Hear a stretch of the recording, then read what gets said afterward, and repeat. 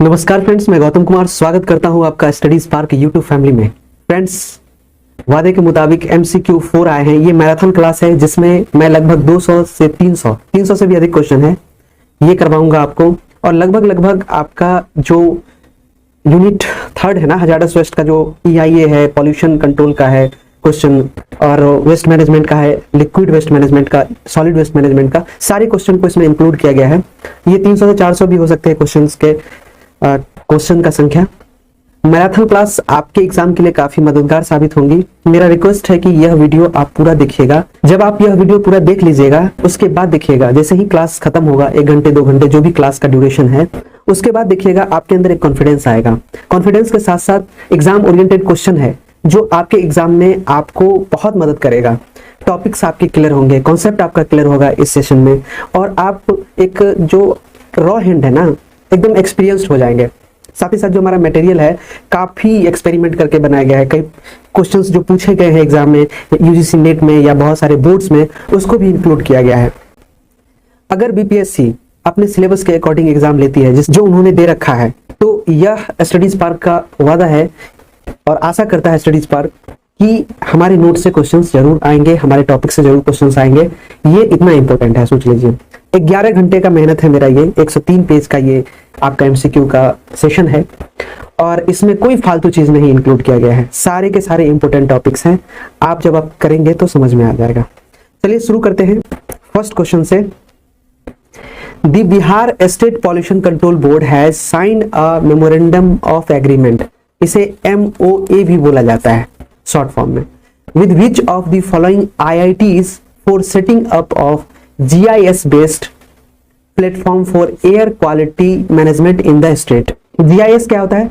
Geographical identification satellite जो होता है, उस बेस पर, GIS बेस्ड पर ये प्लेटफॉर्म सेटअप करने के लिए बिहार स्टेट पॉल्यूशन बोर्ड ने किस IIT के साथ समझौता किया है? बिहार राज्य प्रदूषण नियंत्रण बोर्ड ने राज्य में वायु गुणवत्ता प्रबंधन के लिए GIS आधारित मंच की स्थापना के लिए निम्नलिखित में से किस IIT के साथ समझौता ज्ञापन पर हस्ताक्षर किए हैं? ऑप्शन है आपका IIT Kanpur, IIT Bombay, IIT Delhi, IIT Durgapur, IIT Kharagpur. यहां पर ऑप्शन आंसर C हो जाएगा इसका, IIT Delhi.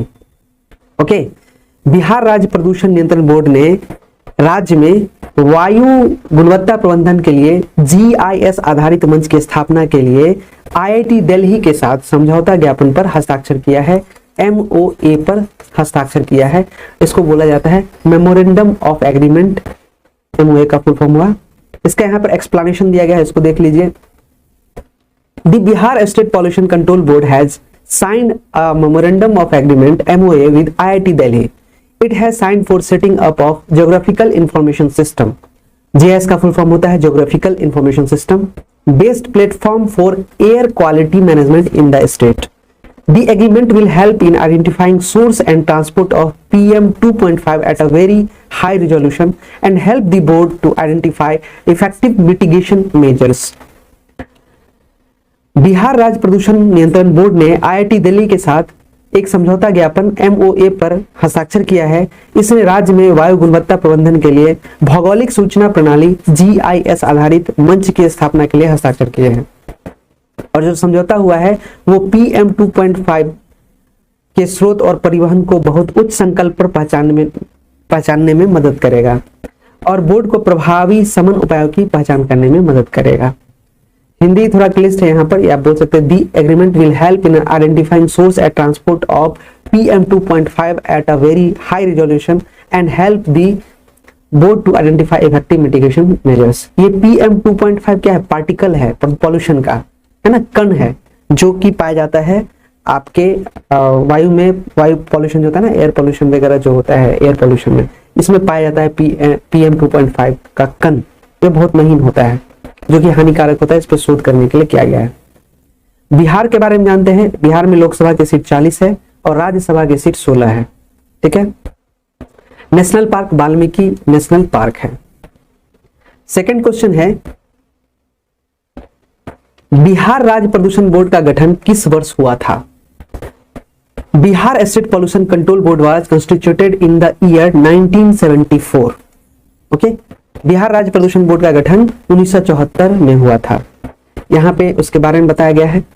Bihar state pollution control board was constituted in the year 1974 under the provisions of the water prevention and control of pollution act 1974। Enactment of the said act and subsequently constitution of this board was in pursuance of clause 1 of article 252 of the Constitution of India. The Water Act 1974 was made applicable in the first instance to the whole of 12 states and union territories. The state of Bihar was one of the said 12 states.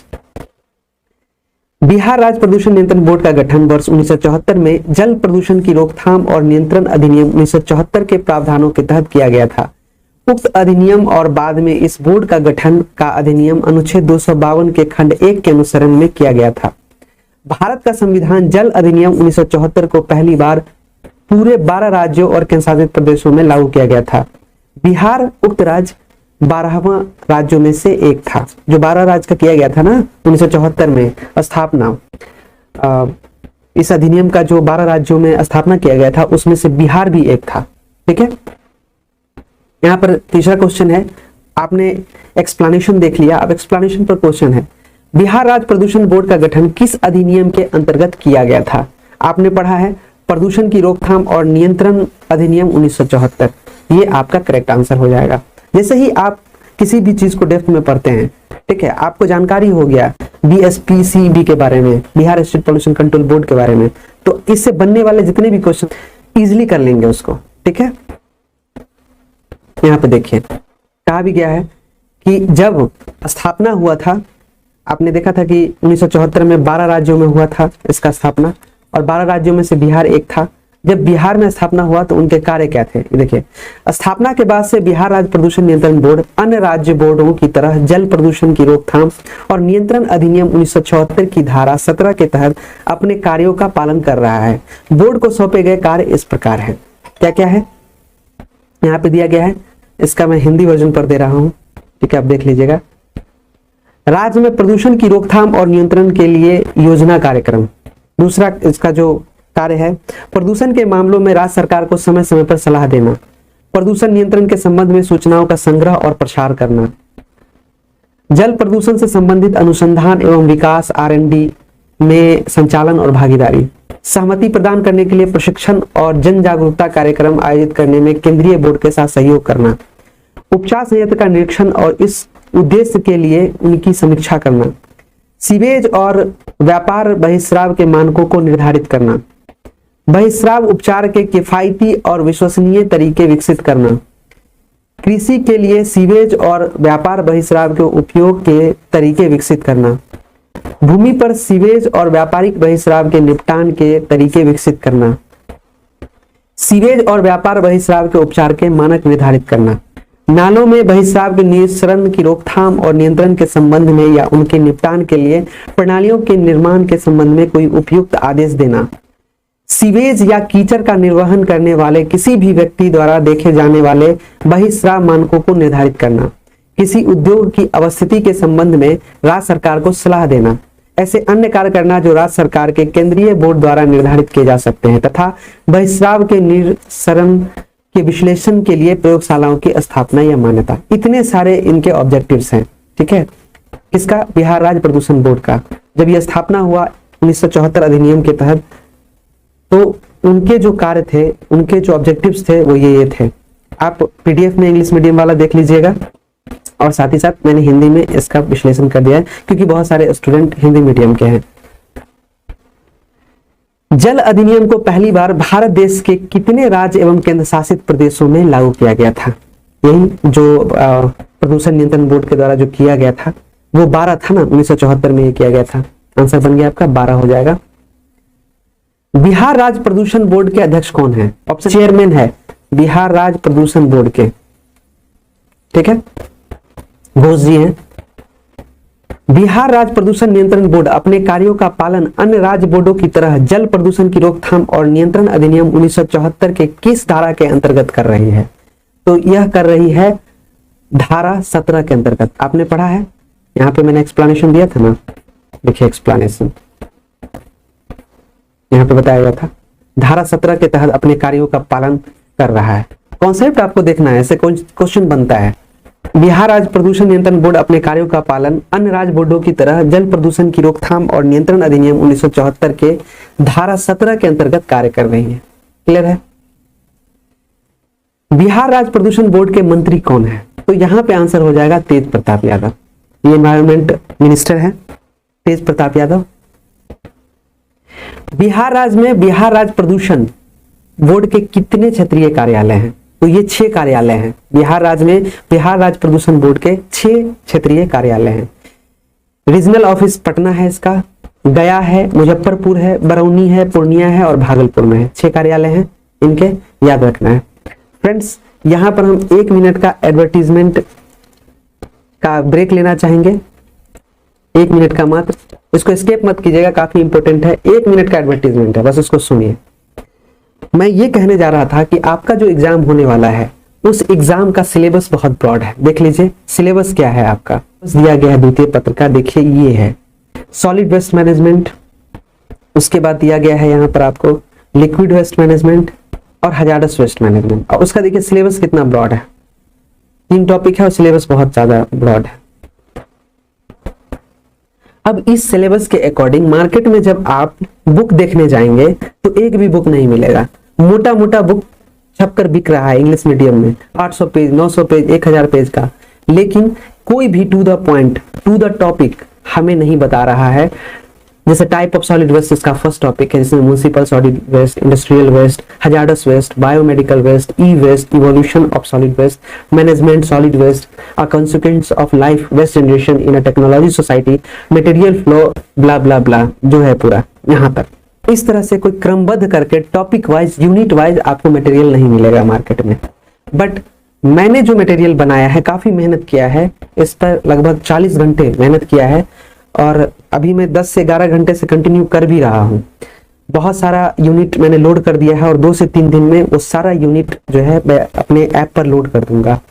अब मैं आपको दिखाता हूँ कि जो BPSC ने जो ये सिलेबस दे रखा है उसके अकॉर्डिंग हमारा नोट्स है। आप उस नोट्स को देख सकते हैं, उसके अकॉर्डिंग हमारा नोट्स है। देख लीजिए यहाँ पर types of waste, municipal solid waste, industrial waste, hazardous waste, biomedical waste, e waste, evolution of solid waste management, solid waste consequence life, waste generation, material flows, the development of solid waste, integrate ISWM, planning for IWM, operation of solid waste management, है ना। 14 का 14 topic आप यहाँ देख सकते हैं। Operation of solid waste management इसका last, ठीक है।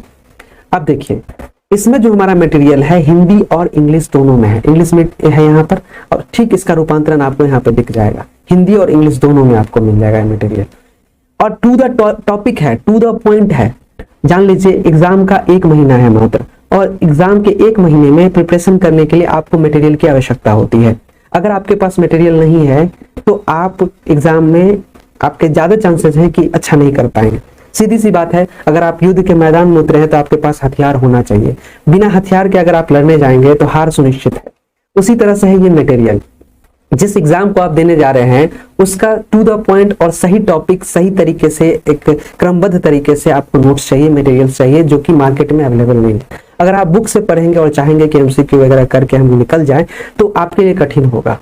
मुझे लगता है कि यह जो मटेरियल मैंने बनाया है स्टडी स्पार्क के द्वारा जो ये निर्मित है, यह बहुत ही बेस्ट है। और आशा है कि जो एग्जाम लिया जाएगा बीपीएससी के द्वारा, उस एग्जाम में हमारा मटेरियल काफी अच्छा परफॉर्म करेगा और हमारे स्टूडेंट्स अगर इसको ढंग से पढ़ते हैं तो वो बहुत अच्छा कंपटीशन देंगे, इवन वो अपना सीट भी सिक्योर कर सकते हैं।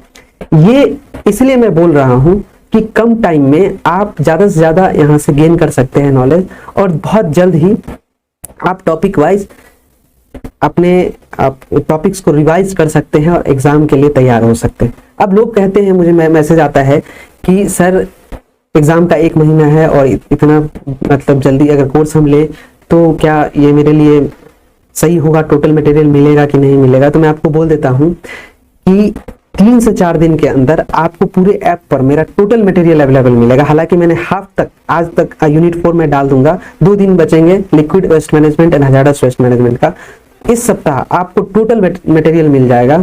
और मैं आपको बता दूं कि एग्जाम के लिए 10 दिन भी काफी है अगर ढंग से मेहनत करते हैं। 1 महीना तो काफी है। अगर सही मटेरियल आपको मिल जाए, सही आपको पीडीएफ मिल जाए, सही एग्जाम का प्लेटफॉर्म मिल जाए तो आप अच्छे से कर सकते हैं। आपको मार्केट में मिलता ही नहीं है मटेरियल। आप बुक उठाकर देख लीजिए, बहुत सारा बुक अवेलेबल है, लेकिन to the point to the topic आपको मटेरियल नहीं मिलेगा, एमसीक्यू नहीं मिलेगा और बुक नहीं मिलेगा।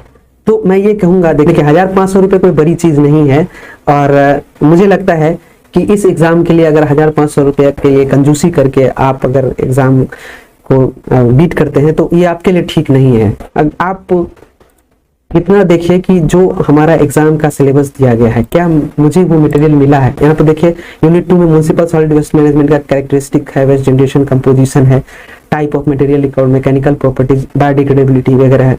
देखिए यहाँ पर हमने बनाया हुआ है municipal solid waste characteristic, solid waste generation composition, determination of composition, particle size, heat value, और देखिए यहाँ पे उसका डेफिनेशन आपको मिलेगा सारा मटेरियल हिंदी और इंग्लिश दोनों में, हिंदी में भी है और इंग्लिश में भी है।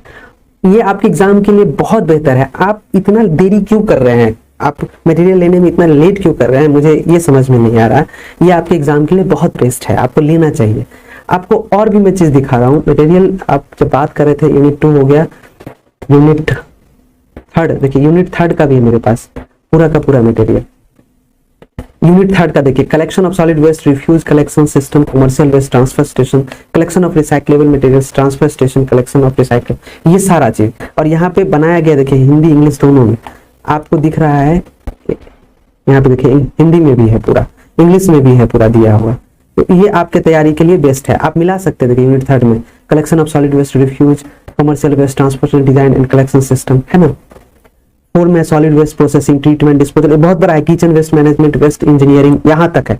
अब देखिए कि 4th का भी यहाँ पर हमने बनाया हुआ है, आप इसको बाय कर सकते हैं। देखिए यहाँ पे मटेरियल टोटल है, आप यहाँ तक देखिए last public and private ownership and operation role of the solid waste engineering है ना, आप यहाँ पर मिला लीजिए, है ना। यहाँ पर public and operation role of solid waste, एक एक टॉपिक के अकॉर्डिंग। अगर ऊपर में लिखा है सॉलिड वेस्ट प्रोसेसिंग तो आपको मिल जाएगा हमारे मटेरियल में ऊपर में सॉलिड वेस्ट प्रोसेसिंग। अगर इसने लिखा है ट्रीटमेंट एंड डिस्पोजल तो हमारे मटेरियल में next topic treatment and disposal मिल जाएगा। अगर उसने लिखा है बायोलॉजिकल प्रोसेस कंपोजिशन तो हमारे मटेरियल में मिल जाएगा according to syllabus composting production of bio fertilization and energy. इस तरह से पूरा आपको मटेरियल मिलेगा, आप देख सकते हैं। यहाँ पे देखिए मैं स्क्रॉल करके दिखा रहा हूँ, थोड़ा टाइम लग रहा है एडवर्टीजमेंट में, मैंने पहले ही बोला था। देखिए हिंदी इंग्लिश दोनों में है, देख लीजिए मटेरियल आप, है ना। Sanitary landfill of solid waste पूरा एकदम है बना हुआ हिंदी इंग्लिश दोनों में। इंजीनियरिंग देखिए यहाँ पे पूरा टॉपिक फिगर के माध्यम से बताया गया है। आप पहले मटेरियल लीजिए, आपके लिए काफी बेस्ट होगा, ठीक है। चलिए यहाँ पे एडवर्टीजमेंट खत्म होता है। आपको ये मटेरियल मिलेगा कैसे, आप क्या करेंगे, गूगल प्ले स्टोर से स्टडीज पार्क ऐप को डाउनलोड करेंगे और वहां से आप हमारे कोर्स में जाएंगे। वहां पे पीडीएफ के लिए भी कोर्स है, अगर क्विज वगैरह आपको चाहिए तो उसके लिए भी है। ये लगभग 800 का है, पीडीएफ 368 का है, और वीडियो भी हमारा चाहिए, क्विज भी चाहिए और पूरा मटेरियल्स चाहिए आपका पीडीएफ, तो वो लगभग 1500 का है। और अभी 50% डिस्काउंट चल रहा है, आप वहां से ले सकते हैं। क्लियर है। जो हमारे परचेज स्टूडेंट हैं उनको मैं कहना चाहूंगा कि आप क्या करें, आप कंटेंट स्टोर में जाएंगे और आप लोग ने जो ये परचेज कर रखा है कोर्स, वहां पे कंटेंट में जाने के बाद आपका जो टोटल मटेरियल अवेलेबल अभी हो रहा है क्विज वाला, वो मैं बता रहा हूँ कि कहाँ पे आपको मिलेगा। जैसे ही कंटेंट में जाएंगे तो आपको बहुत सारा मिलेगा यहाँ पर, current affairs, paper second series free, paper two class videos, paper two test series. यहाँ पे आपको आना है नीचे PDF ASWM paper as per BPSC syllabus, यहाँ पे आना है, ठीक है। यहाँ पर जब आएंगे आप तो यहाँ पे आपको जो हमने अभी मटेरियल दिखा है वो यहाँ पे आपको मिलेगा। यूनिट 3 तक इस पर अपलोड हो गया है, आज रात में यूनिट 4 भी अपलोड हो जाएगा, ठीक है। जो एमसीक्यू हम करा रहे हैं यूट्यूब पे वो फुल लेंथ मॉक टेस्ट में आपको मिल जाएगा। ऐसे भी पेपर 4 का करा रहे हैं ना एमसीक्यू 4, तो यहाँ पे पीडीएफ अपलोडेड है ऑलरेडी परचेज स्टूडेंट के लिए, तो यहाँ से आप ले सकते हैं, ठीक है। सारा पीडीएफ आपको मिल जाएगा। और भूलना नहीं है आपको जो ये जो एज पर सिलेबस हमने बनाया है, जो कम समय में आपको एग्जाम में काफी मददगार होगा, इस फोल्डर में आपको PDF ASWMO paper 2 as per BPSC syllabus, ठीक है। यहाँ पर जाएंगे और यहाँ पे आपको सारा मिल जाएगा। बिहार की राजधानी पटना के प्राप्त शहर में वायु प्रदूषण को नियंत्रित करने के लिए कार्य योजना के अनुसार वायु प्रदूषण चिंता का विषय है। According to action plan for control air pollution in attended city of Bihar's capital, Patna plan air pollution concern, वो क्या है। बिहार की राजधानी पटना है ना, वहां पे एक एक्शन प्लान बना है वायु प्रदूषण को लेकर। उसमें चिंता का विषय किस पार्टिकल को रखा गया है? M10 को, PM2.5 को, NO2 को। तो इसका आंसर तीनों हो जाएगा, M10, PM2.5, NO2, all of the above. ये तीनों ही चिंता का विषय है। देखिए बिहार पॉल्यूशन आपके सिलेबस में है, इसलिए इस टाइप के क्वेश्चन से आपको मुलाकात हो रही है। आपको कहीं नहीं मिलेगा। मैं बोला ना कि मैंने बहुत सारा रिसर्च किया है। आज इतना मजा आने वाला है। क्वेश्चन नंबर 10, किस city continuous ambient air quality monitoring station, CAQMS इसका शॉर्ट फॉर्म होता है, स्थापित किया गया है? In which city continuous ambient air quality monitoring station installed?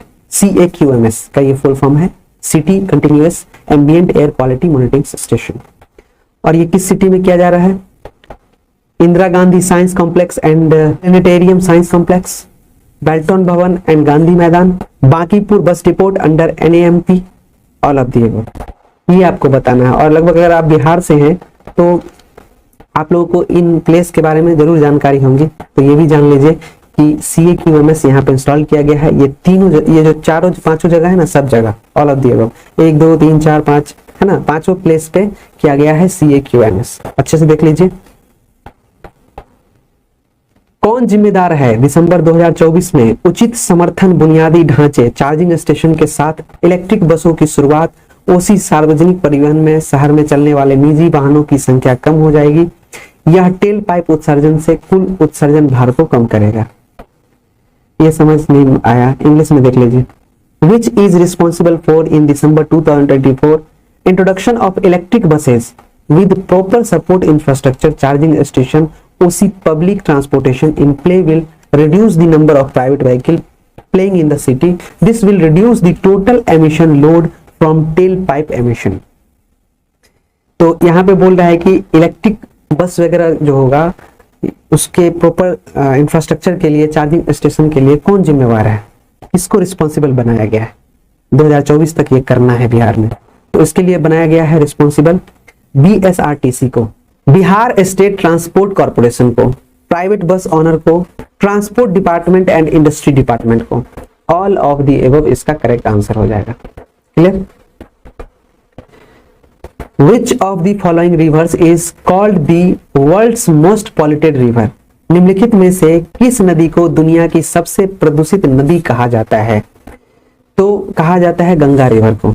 दुनिया की सबसे प्रदूषित नदी कहा गया है गंगा को, गंगा रिवर को। ठीक है। Which of the following are the primary causes of water pollution? निम्नलिखित में से कौन जल प्रदूषण के प्राथमिक कारण है?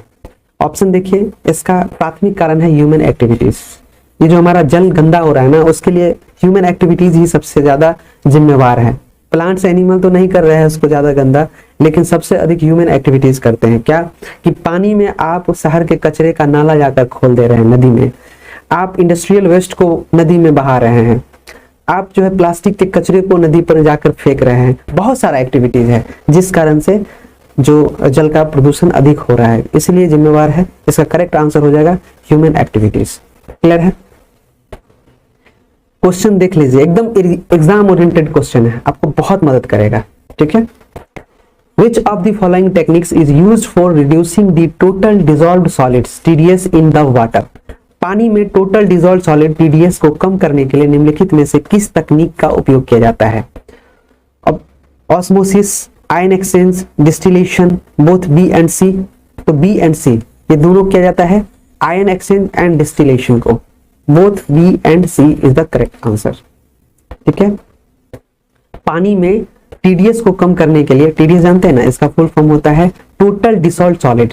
याद रखना है आपको, टोटल डिसॉल्व सॉलिड TDS का फुल फॉर्म होता है। पूछ सकता है आपसे कौन फुल फॉर्म TDS का, इसलिए जानकारी जरूरी है।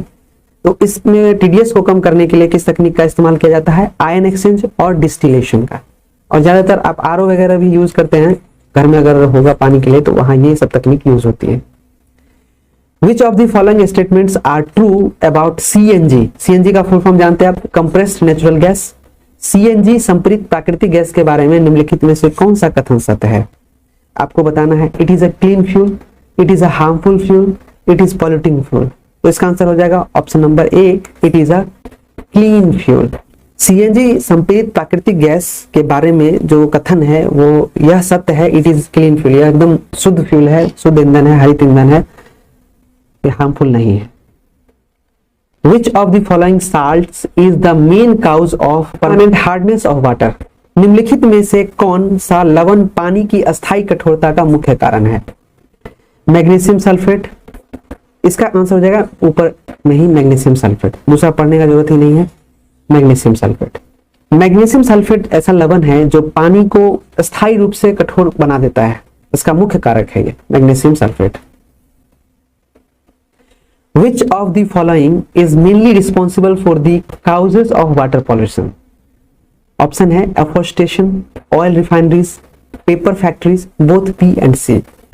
हिंदी में देख लीजिए, निम्नलिखित में से कौन जल प्रदूषण के कारणों के लिए मुख्य रूप से जिम्मेदार है? वनीकरण, तेल रिफाइनरी, कागज के कारखाने। आंसर हो जाएगा बी और सी। तेल रिफाइनरीज और कागज के कारखाने जल प्रदूषण के कारणों के लिए मुख्य रूप से जिम्मेवार है। तो जान ही रहे हैं कि तेल रिफाइनरीज का जो वेस्टेज है नदी में बहा दिया गया, कागज कारखाने का जो पॉल्यूटेंट्स है, जो वेस्टेज है, उसको नदी में बहा देने से ये जल प्रदूषण वगैरह होता है, ये इसका मेन कारण है। Chlorofluorocarbon are non flammable chemicals mainly used in dash. Chlorofluorocarbon गैर ज्वलनशील रसायन है जो मुख्य रूप से डैश में उपयोग किए जाते हैं। ऑप्शन है perfumes, refrigerators, air conditioners, all of the above. All of the above is the right answer. Perfumes में भी इस्तेमाल किया जाता है सीएफसी, क्लोरोफ्लोरोकार्बन बोलते हैं इसको। रेफ्रिजरेटर में भी यूज होता है, एयर कंडीशनर्स में भी यूज होता है। ओके, और ये गैर ज्वलनशील रसायन है, बट ये ओजोन को काफी, ओजोन परत है ना हमारा, उसको काफी नुकसान पहुंचाता है, ये काफी हानिकारक है ओजोन के लिए, याद रखना है। Which of the following techniques is used to determine the concentration of order compounds in the given water sample? Option setting, flushing, stripping, chlorination. Stripping is the right answer. दिए गए पानी के नमूने में गंध यौगिकों की सांद्रता निर्धारित करने के लिए निम्नलिखित में से किस तकनीक का उपयोग किया जाता है? तो वो है स्ट्रिपिंग। स्ट्रिपिंग के द्वारा जो होता है सांद्रता निर्धारित की जाती है। ठीक है, एकदम एग्जाम ओरिएंटेड क्वेश्चन मिल रहा है आपको। इसका पीडीएफ के लिए आपको हमारे ऐप पे जाना होगा, ऐप में मिल जाएगा इसका PDF. What is the health effects of excess fluoride in drinking water? पीने के पानी में अतिरिक्त फ्लोराइड का स्वास्थ्य पर क्या प्रभाव पड़ता है? Fluorosis, toothache, lung disease, intestinal infection. तो फ्लोरोसिस हो जाता है अगर पानी में फ्लोराइड पाया जाएगा, तो फ्लोराइड से फ्लोरोसिस बीमारी हो जाएगा। इसका आंसर हो जाएगा fluorosis. Which of the following techniques is used to remove fluorides from the water bodies? जल निकायों से फ्लोराइड निकालने के लिए निम्नलिखित में से किस तकनीक का उपयोग किया जाता है? Osmosis, ion exchange, lime softening. तो इसका आंसर हो जाएगा ion exchange and lime softening, option number B and C. Ion exchange और लाइम सॉफ्टिंग के द्वारा क्या किया जाता है? फ्लोराइड्स को पानी में से निकाला जाता है, रिमूव किया जाता है, हटाया जाता है। यहाँ पे आयन एक्सचेंज और नींबू नरमी बोलते हैं, हिंदी इसका लाइम सॉफ्टिंग इंग्लिश में होता है। ठीक है, विच of the following is a water borne disease? निम्नलिखित में से कौन एक जल जनित रोग है? ये क्वेश्चन कई बार पूछा गया है। ओके, आपको आगे क्वेश्चन से भेंट होगा, दिखाएंगे। कई एग्जाम में, नेट में, यूजीसी, बहुत सारे बोर्ड में पूछा गया क्वेश्चन है, उसको भी इंक्लूड किया है। ऐसा ही नहीं लगाया हमको 10 से 11 घंटा सिर्फ एक एमसीक्यू के लिए, सोच लीजिए। एकदम सिलेक्टेड क्वेश्चन है। तो जल जनित रोग कौन सा है? तो यहाँ पे दिया गया है option typhoid, cholera, diarrhoea, all of the above. तो टाइफाइड भी जल से होने वाली है, कॉलेरा भी और डायरिया भी, तीनों सही है, all of the above correct answer. The main source of arsenic in water are dash.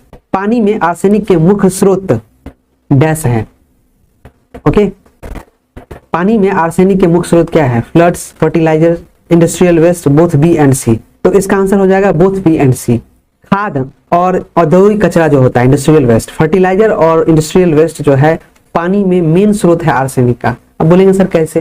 देखिए, भूमि में जो यूज होता है फर्टिलाइजर, वो क्या होता है, फसल में हम यूज कर लिए खाद, अब क्या होगा, वो पिघलने के बाद नदी भूमिगत जल के लेयर के नीचे चला जाएगा वो, और जाने के बाद यही खाद क्या होगा, उस पानी में मिल जाएगा, और वहां पर ये आर्सेनिक के फॉर्म में जब हम चापाकल से पानी पिएंगे भूमिगत जल को, तो ये हमें नुकसान पहुंचाएगा। तो ये यही कारण है, इसके कारण अगर फर्टिलाइजर चला जाता है रिस्क अंदर भूमिगत जल के अंदर, तो उससे ये चीज हमें मिलता है पानी के अंदर। पीने का जो पानी होता है या पानी में जो आर्सेनिक का मुख्य स्रोत होता है वो यही होता है, फर्टिलाइजर और इंडस्ट्रियल वेस्ट। औद्योगिक कचरे भी होते हैं जो अगर पानी में बहाए गए, तो ये सब भी क्या होते हैं, स्रोत होते हैं आर्सेनिक के। ठीक है। In most freshwater lakes, the legal productivity is limited by the availability of which of the following inorganic ions?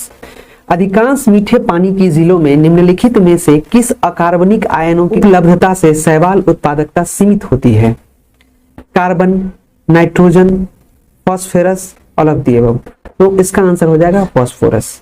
ठीक है। अधिकांश मीठे पानी की झीलों में फॉस्फोरस अकार्बनिक आयन की उपलब्धता से शैवाल उत्पादकता सीमित हो जाती है। शैवाल होता है ना पानी में, वो ये फास्फोरस के वजह से क्या होता है, उसके प्रोडक्टिविटी लिमिट हो जाती है, ये उसका उत्पादकता सीमित हो जाता है। Which of the following disease or infections is caused due to poor water hygiene? निम्नलिखित में से कौन सा रोग या संक्रमण खराब जल स्वच्छता के कारण होता है? ऑप्शन है leprosy, trachoma, conjunctivitis, all of the above. All of the above. ये तीनों बीमारियां जो होती हैं खराब जल स्वच्छता के कारण, पुअर वाटर हाइजीन के कारण होता है। कुष्ठ रोग, ट्रेकोमा और नेत्र श्लेष्म लासूथ बोलते हैं इसको, इंग्लिश में इसको कहा जाता है कंजक्टिविटीज। आंख का जो बीमारी वगैरह होता है इससे हो जाता है। उपरोक्त सभी। तो पानी को हल्के में मत लीजिए, स्वच्छ पानी पीना चाहिए। गंदा पानी पीजिएगा तो शरीर में तरह तरह का बीमारी हो जाएगा। और याद रखिए कि बॉडी में जो बीमारी हम लोगों को होती है उसका 60 to 70% बीमारी वाटर से रिलेटेड है। वाटर से रिलेटेड है, एकदम वाटर ओरिएंटेड होता है बीमारी। अगर आप शुद्ध जल पीते हैं, साफ पानी पीते हैं, तो याद रखिए कि आप कम बीमार पड़ेंगे और 60 to 70% तक आप सिक्योर हो जाएंगे, सुरक्षित हो जाएंगे बीमारी से। पानी से हमारा बॉडी बना है और अधिकांश बात पानी का ही है बॉडी में, तो पानी ही बहुत बड़ा रोल प्ले करता है हमारे बॉडी को प्रोटेक्ट करने के लिए। Okay. Which of the following statements is true about the composition of calcium carbonates CaCO3 in soft water? शीतल जल में कैल्शियम कार्बोनेट, इसका फॉर्मूला है CaCO3 की संरचना के बारे में निम्नलिखित में से कौन सा कथन सत्य है? ऑप्शन है इसका B, 30 to 60 milligrams of CaCO3 पर litre.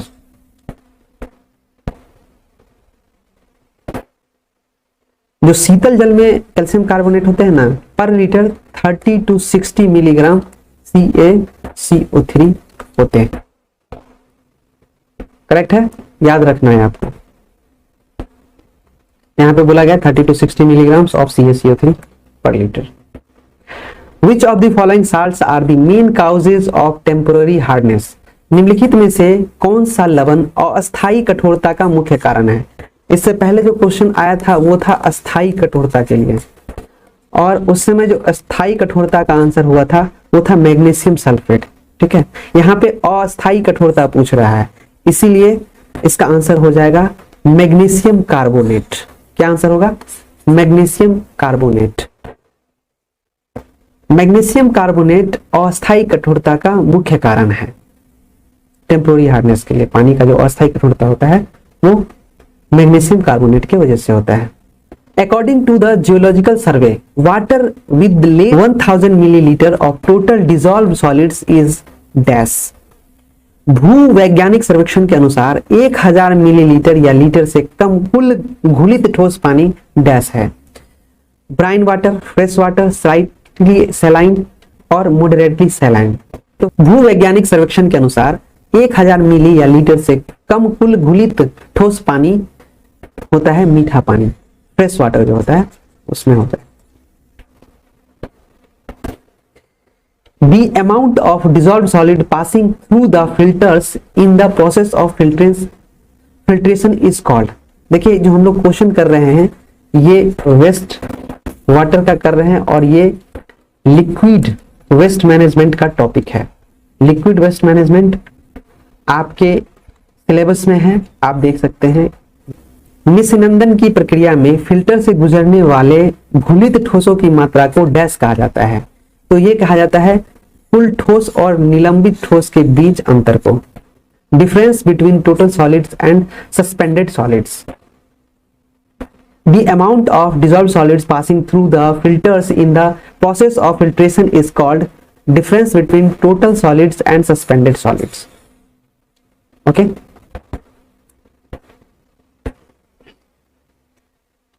Which of the following units is used for measuring the turbidity of water? पानी की मैलापन मापने के लिए निम्नलिखित में से किस इकाई का उपयोग किया जाता है? EAU formazine attenuation unit, FNU formazine nephelometric unit, NTU nephelometric turbidity units, all of the above, all of the above इसका आंसर हो जाएगा। पानी की मैलापन मापने के लिए निम्नलिखित में से EOU फॉर्माजिन छीनन इकाई, FNU फॉर्माजिन नेफेलोमेट्रिक यूनिट, NTU नेफेलोमेट्रिक टर्बिडिटी इकाई, इन सभी का उपयोग किया जाता है। पानी में जो गंदा होता है, मैला होता है ना, वो जो पानी कितना गंदा है उसको मापने की ये इकाइयां हैं, याद रखना आपको। Which of the following is not a waterborne disease? इससे पहले हम लोग वाटरबॉर्न डिजीज के बारे में पढ़े थे, जल जनित रोग के बारे में। अब पूछ रहा है कि ये जो ऑप्शन दिया गया है इसमें से कौन सा जो है जल जनित रोग नहीं है, निम्नलिखित में से कौन एक जल से उत्पन्न होने वाला रोग नहीं है, ये आपको बताना है। और मैं आपको बता दूं ये कई सारे एग्जाम में क्वेश्चंस पूछे गए हैं। ऑप्शन हो जाएगा मिजल्स। मिजल्स जो है ये जल जनित रोग नहीं है, बाकी सारे जल जनित रोग हैं। अब आता है मोस्ट इंपोर्टेंट टॉपिक्स। ये जो क्वेश्चंस हैं ये सारे क्वेश्चन एग्जाम में पूछे गए हैं। अभी 40-50 क्वेश्चन आपको देखने को मिलेंगे, वो सब इंपॉर्टेंट क्वेश्चन है और एग्जाम में पूछे गए क्वेश्चन है। तो मैंने लिख दिया हाईलाइट करके कि देखिए ये क्वेश्चन कितना बार रिपीट हुआ है, एक बार 2006 में और एक बार 2017 में। इसीलिए आप हल्के में मत लीजिए स्टडीज पार्क को। स्टडीज पार्क जो मटेरियल आपको अवेलेबल करा रहा है वो बेस्ट है, आप इसको करिए, बहुत आपको फायदा होगा। ओके, और साथ ही साथ हमारा मटेरियल भी ले लीजिए, वो तो और भी ज्यादा आपके लिए हेल्पफुल होगा। Non liquid waste from homes and business, घरों और व्यवसायों से गैर तरल अपशिष्ट कौन सा होता है? तो वो है municipal solid waste. Okay, how far above the water table is a landfill required to be? Landfill का जल स्तर से कितना ऊपर होना आवश्यक है? आपने लैंडफिल टॉपिक पढ़ा था, मैंने आपको बताया था कि लैंडफिलिंग के थ्रू जब कचरे का डिस्पोजल किया जाता है, वेस्ट का डिस्पोजल किया जाता है, तो उस समय यह ध्यान रखा जाता है कि जो कचरा भूमि के अंदर दबाया जा रहा है, दफनाया जा रहा है, गाड़ा जा रहा है, वह पानी जो है भूमि जनित जल है, जो भूमि के अंदर पानी है, उसको गंदा नहीं करे। तो कितना ऊपर रखना है लैंडफिल में कचरे को, ताकि कचरा जो है रिसने के बाद भूमि जनित जल को, भूमि के अंदर वाले पानी को गंदा नहीं करे, ये ध्यान रखना है। तो वो होता है 6 फीट, इसका आंसर हो जाएगा 6 फीट। और ये भी एग्जाम में पूछा गया, देखिए 1993 में भी पूछा गया, 2006 में भी पूछा गया, हो सकता है रिपीट हो जाए। और बीपीएससी की तो आदत है रिपीट करने की क्वेश्चन को, इसलिए ये सब बहुत इंपॉर्टेंट क्वेश्चन है, इसको करिए, आपको काफी मदद मिलेगा इस वीडियो से। मैराथन क्लास है ये। All of these are disease caused by polluted water except, ये सभी बीमारियां हैं जो प्रदूषित जल से होती है सिवाय इसके की। मतलब यहाँ पे बीमारी का ऑप्शन दे दिया है, डायरिया, कोलेरा, टाइफाइड, नीचे है हेडेक, है ना, ये 4 टाइप का बीमारी आपको बता दिया। और बोल रहा है कि बताइए कौन सा इसमें जो पानी से उत्पन्न होने वाला रोग नहीं है, जो जल जनित रोग नहीं है, बाकी सब जल से होने वाला है। तो हम पढ़ चुके हैं, डायरिया, कोलेरा, टाइफाइड, ये सब पानी से होने वाला रोग है, जल जनित रोग है। एक जो हेडेक होता है, हेडेक जो ऑप्शन नंबर डी है, ये पानी से होने वाला रोग नहीं है, जल जनित रोग नहीं है। और ये देखिए 1990 में पूछा गया है, 2003 में पूछा गया है। तो आपको जो मैं बोल रहा हूँ ना कि मुझे 10 से 11 घंटे लगे हैं, ऐसे नहीं लगे, रिसर्च करने में लगे हैं। और काफी रिसर्च पेपर है ये जो आपको करा रहे हैं, मिलेगा नहीं यूट्यूब पे। मैंने देखा है, बहुत सारा चैनल्स को भी देखा है, बट एग्जाम ओरिएंटेड कुछ नहीं, आलतू फालतू करा रहे हैं। तो ये बेस्ट है आपके लिए, सब एग्जाम में पूछा हुआ है, देख लीजिए यहाँ पे। The process of burning municipal solid waste under suitable temperature and conditions in a specific furnace is called। एक विशिष्ट भट्टी में उपयुक्त तापमान और परिस्थितियों में नगरपालिका के ठोस अपशिष्ट को जलाने की प्रक्रिया है। तो वो जो भट्टी के अंतर्गत एक जो तापमान के अंतर्गत म्युनिसिपल सॉलिड वेस्ट को जलाया जाता है, उस प्रक्रिया को क्या कहते हैं? आपने अच्छे से पढ़ रखा है, इंसिनरेशन बोलते हैं इसको। इंसिनरेशन टॉपिक हमने बताया रखा है आपको, जिसको भस्मीकरण बोलते हैं हिंदी में। उसके थ्रू किया जाता है, कचरे को जलाकर और उसमें निपटान किया जाता है, डिस्पोजल किया जाता है। 1984 में पूछा गया था एक क्वेश्चन, देख लीजिए। 2002 में भी पूछा गया।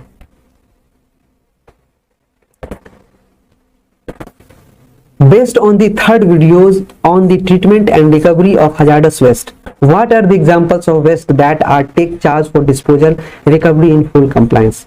खतरनाक अपशिष्ट के उपचार और पुनर्प्राप्ति पर तीसरे वीडियो के आधार पर पूर्ण अनुपालन में निपटान वसूली के लिए प्रभार लेने वाले कचरे के उदाहरण क्या हैं? ये आपको बताने हैं। तो ये है बैटरीज, पेंट और industrial effluents, both A and B is the right answer, दोनों है।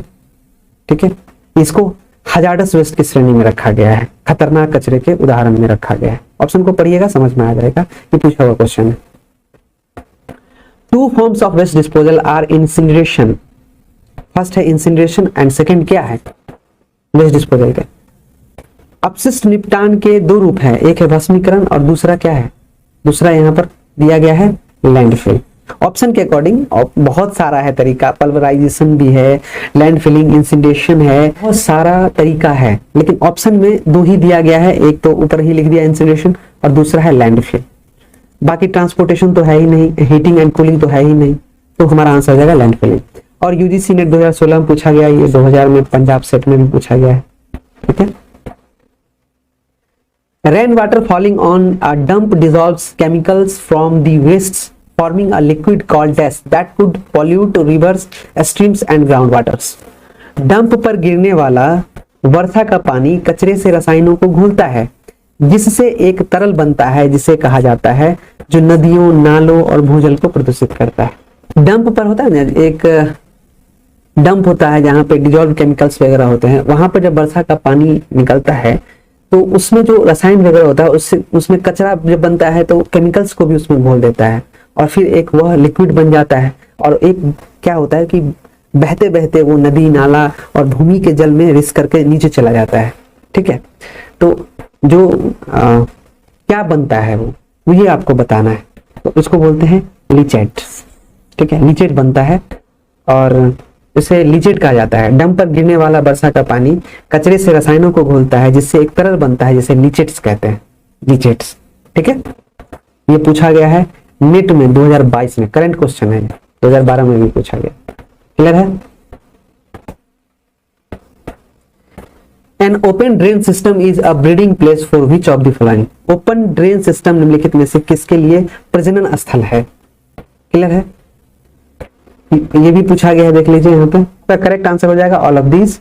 ठीक है, ओपन ड्रेन सिस्टम किसके लिए प्रजनन स्थल है? तो वह है मक्खी के लिए है, मच्छर के लिए है, और बहुत सारे जैविक जो डिजीज वगैरह होते हैं उसके लिए है। ठीक है, ओपन ड्रेन सिस्टम, यहाँ पे ये जन्म लेते हैं, ब्रीडिंग प्लेस है, ये प्रजनन स्थल है। ये discrimination, which of the following is not provided under the cultural service of the ecosystem. निम्नलिखित में से कौन पारिस्थितिकी तंत्र की सांस्कृतिक सेवाओं के तहत प्रदान नहीं किया जाता है? ये भी पूछा हुआ है, ऑप्शन दिया गया है। कार्बन सिक्वेस्ट्रेशन, कार्बन पृथक्करण। ठीक है, कार्बन पृथक्करण जो होता है पारिस्थितिक तंत्र की सांस्कृतिक सेवाओं के तहत प्रदान नहीं किया जाता है। Clear? This is a process by which fine mineral particles get the water dirty. यह एक ऐसी प्रक्रिया है जिसके द्वारा सूक्ष्म खनिज कण पानी को गंदा कर देते हैं, वो है गाद, सिल्टेशन बोलते हैं। गाद एक ऐसी प्रक्रिया है जिसके द्वारा जो होता है माइक्रो खनिज होता है ना, सूक्ष्म खनिज कण, वो पानी को गंदा कर देता है। गाद में छोटा छोटा सा कण होता है और वो पानी को क्या करता है, गंदा कर देता है। याद रखना है इसको।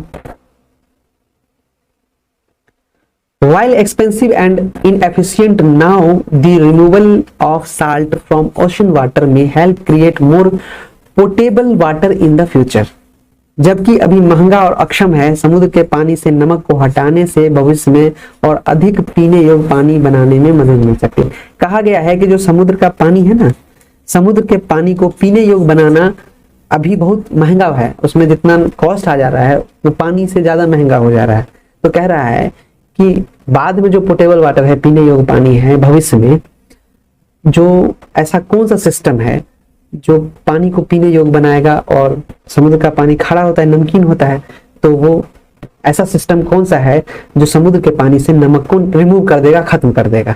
भविष्य में ये पूछा गया, भविष्य की बात की गई।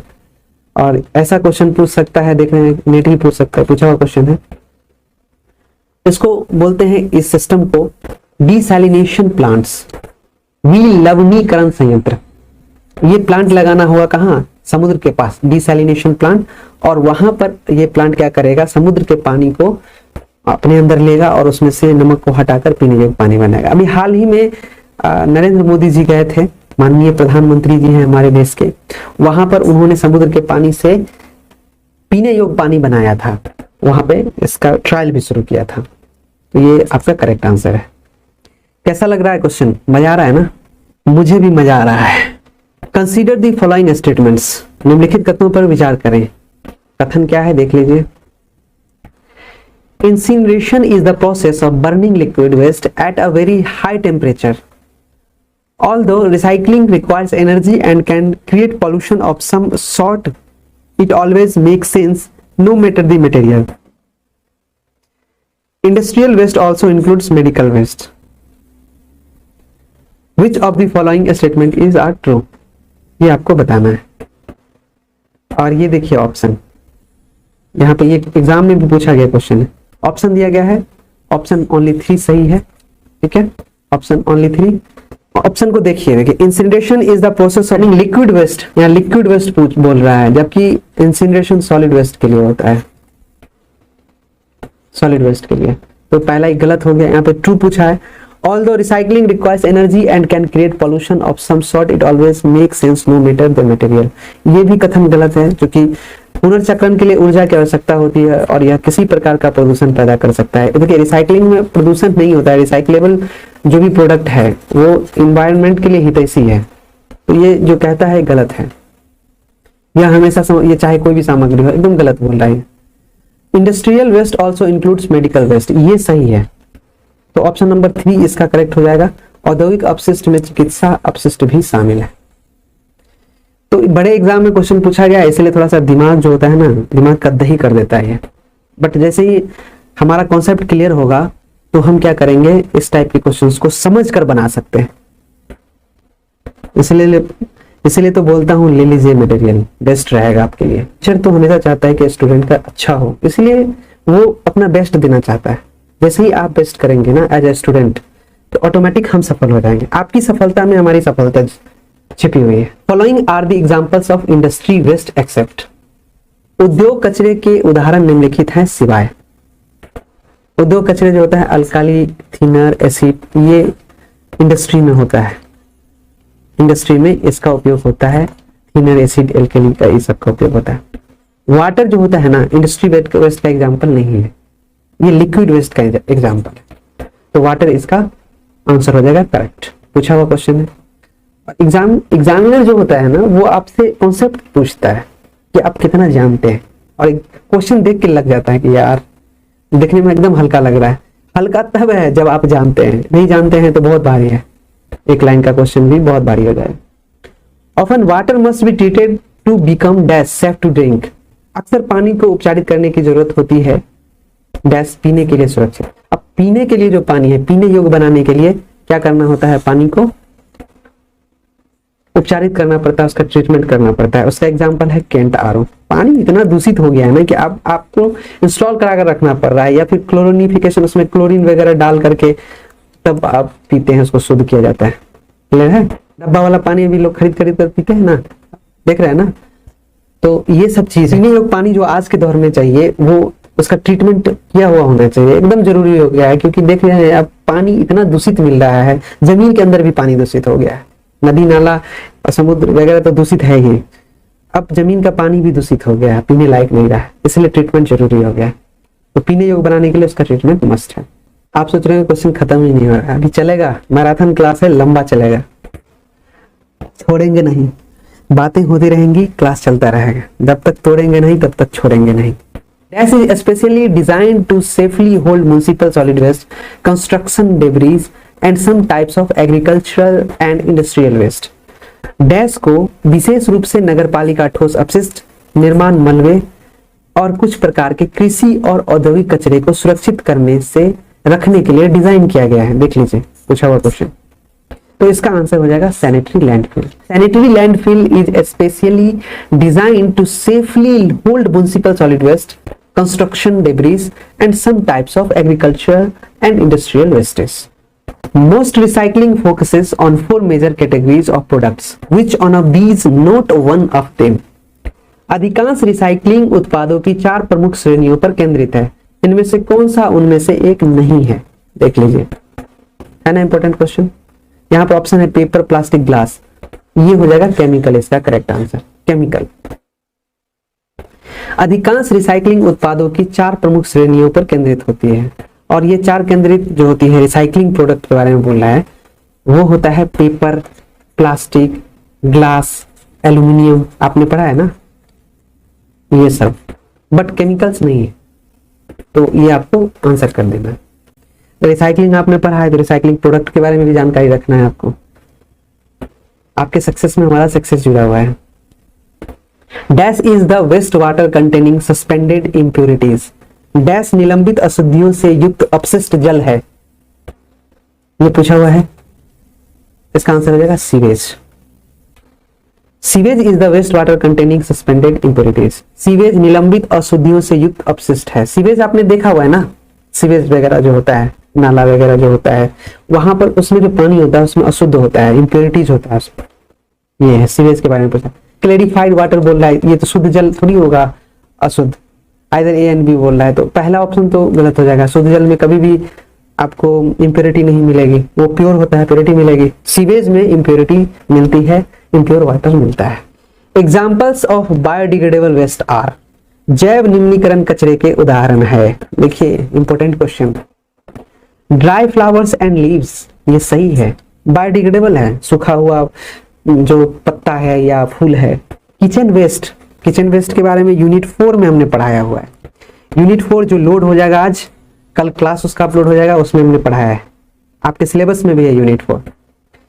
और पेपर, ये सब बायोडिग्रेडेबल वेस्ट है, all of the above answer हो गया इसका। क्लियर है? बहुत मजा आ रहा है सर, आज तो दिल गदगद हो गया क्वेश्चन देख के। अब लगता है कि वेस्ट मैनेजमेंट ऑफिसर बन जाएंगे। After the clarification step in wastewater treatment, the solid waste called dash is solid off and the liquid waste called dash moves on the be filtered and disinfected। यहाँ पे बोल रहा है अपशिष्ट जल उपचार में स्पष्टीकरण कदम के बाद कीचड़ नामक ठोस अपशिष्ट को बेच दिया जाता है और बहिस्राव, जिसको एफ्लुएंट बोलते हैं इंग्लिश में, एफ्लुएंट, बहिस्राव नामक तरल अपशिष्ट को फिल्टर और कीटाणु रहित किया जाता है। यही आपका आंसर हो जाएगा, स्लज एंड एफ्लुएंट। क्लियर है?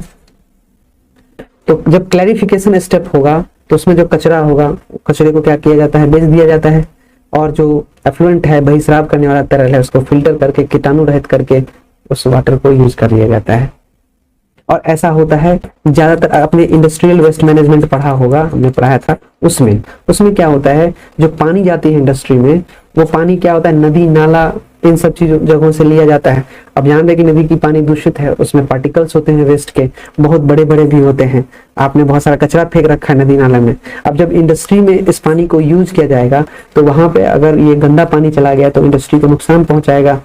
तो क्या किया जाता है, यहाँ पे स्क्रीनिंग के थ्रू, स्क्रीनिंग हमने पढ़ाया होगा, एक क्या किया जाता है, छलनी लगा दिया जाता है बड़ा सा इस टाइप का जाली, और यहाँ पर बड़ा बड़ा जो ठोस होता है ना उसको रोक लिया जाता है, और पानी जो छोटा छोटा कण में होता है उसको आगे हौज बना करके उस पानी को वहां लेकर जमा कर दिया जाता है और छोड़ दिया जाता है। फिर क्या होता है कि नीचे कचरा जो होता है इसमें जमा हो जाता है और ऊपर शुद्ध पानी जमा रहता है।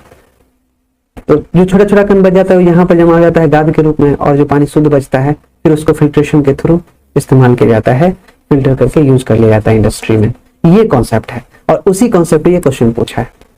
तो हमेशा याद रखिएगा कि एग्जाम में जो क्वेश्चन पूछता है ना, ये इतना बड़ा एग्जाम है, वो ऐसे ही देखने में आपको इजी लगेगा, ऑप्शन देखिएगा तो लगेगा ये भी होगा आंसर, ये भी होगा, ये भी, लेकिन सब कॉन्सेप्चुअल होता है, बिना कॉन्सेप्ट के आपका आंसर होगा ही नहीं। These are byproducts resulting from human biological process, manufacturing, materials processing, consumption of goods or any other human activities. ये मानव जैविक प्रक्रियाओं, निर्माण सामग्री प्रसंस्करण, माल की खपत या किसी अन्य मानव गतिविधि के परिणाम स्वरूप उप उत्पाद हैं। ये कह रहा है ये क्या है, तो ये है सॉलिड, लिक्विड, गैसियस वेस्ट, ये सारा मानव द्वारा उत्पादित है। और बिहार एसएलईटी में पूछा हुआ क्वेश्चन, ये मोस्ट इंपोर्टेंट। देखिए ऐसा नहीं है कि यूजीसी नेट में जो पूछा गया है बिहार में नहीं पूछा गया है, बिहार में पूछा गया है। और मेरा जो क्वेश्चन का कंपाइलेशन है ना, ये ऐसे ही नहीं है, ये मेहनत है हमारा, इसलिए आप इस चीज को समझिए, आपके एग्जाम के लिए बहुत मददगार साबित होगी। आप ये मत देखिए कि 1 महीना है, कोर्स लेने से फायदा है कि नहीं, बहुत फायदा है। आपके पास मटेरियल ही नहीं है, मटेरियल तो हमारे पास है, लीजिए और कीजिए तैयारी और दिखा दीजिए। तो क्या क्या है देखिए, solid, liquid, gaseous waste are products resulting from human biological process, manufacturing, material processing, consumption of goods और एनी अदर ह्यूमन एक्टिविटीज। तो ये जो कहा गया है यहाँ पर, सॉलिड, लिक्विड, गैसियस वेस्ट, ये जैविक प्रक्रियाओं, ये मानव के द्वारा जैविक प्रक्रियाओं, निर्माण सामग्री प्रसंस्करण, माल की खपत या मानव के अन्य गतिविधि के द्वारा उत्पन्न प्रोडक्ट, बाय प्रोडक्ट्स को बोल सकते हैं, बाय प्रोडक्ट्स। और इसके जिम्मेवार कौन है, मानव है, ह्यूमन एक्टिविटी से होती है ये। कौन कौन चीज, सॉलिड, लिक्विड और gaseous waste. What is waste water engineering, अपशिष्ट जल इंजीनियरिंग क्या है, यहां पर बता रहा है, use of engineering approaches to enhance the cleanliness of human populations, मानव आबादी की स्वच्छता बढ़ाने के लिए इंजीनियरिंग दृष्टिकोण का उपयोग। ये है, एकदम सही बोल रहा है। Removing and disposing of human waste, मानव अपशिष्ट को हटाना और निपटाना, एकदम ये भी सही बोल रहा है। प्रोवाइडिंग सेफ ड्रिंकिंग वाटर, सुरक्षित पेयजल उपलब्ध कराना, करेक्ट है। All of the above mentioned, correct, answer D हो जाएगा। ये सभी जो कह रहा है ये सही है। जो वेस्ट इंजीनियरिंग है ना, वेस्ट वाटर इंजीनियरिंग, अपशिष्ट जल इंजीनियरिंग, उसके द्वारा क्या होता है, ये क्या है, मानव आबादी की स्वच्छता बढ़ाने के लिए इंजीनियरिंग दृष्टिकोण का उपयोग किया जाता है, मानव अपशिष्ट को हटाना और निपटाना, सुरक्षित पेयजल उपलब्ध कराना, ये वेस्ट वाटर इंजीनियरिंग है। यहाँ पे एक्सप्लेनेशन दिया गया है। Sanitary engineering often known as public health engineering और waste water engineering is the use of engineering approaches to enhance the cleanliness of human populations, typically by removing and disposing of human waste and providing safe drinking water. स्वच्छता engineering, जिसे अक्सर सार्वजनिक स्वास्थ्य engineering या अपशिष्ट जल engineering के रूप में जाना जाता है, मानव आबादी की स्वच्छता को बढ़ाने के लिए इंजीनियरिंग दृष्टिकोण का उपयोग है। आमतौर पर मानव अपशिष्ट को हटाने और निपटाने और सुरक्षित पेयजल प्रदान करके यह उपयोग किया जाता है waste water engineering.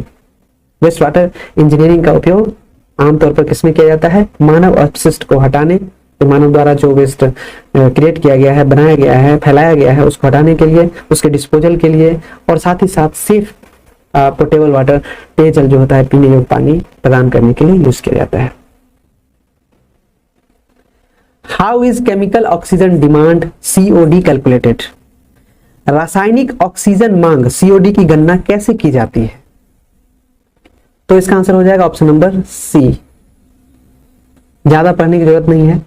Waste water is oxidised chemically using dichromate in acid solutions, कहता है कि एसिड के घोल में डाइक्रोमेट का उपयोग करके अपशिष्ट जल को रासायनिक रूप से ऑक्सीकृत किया जाता है।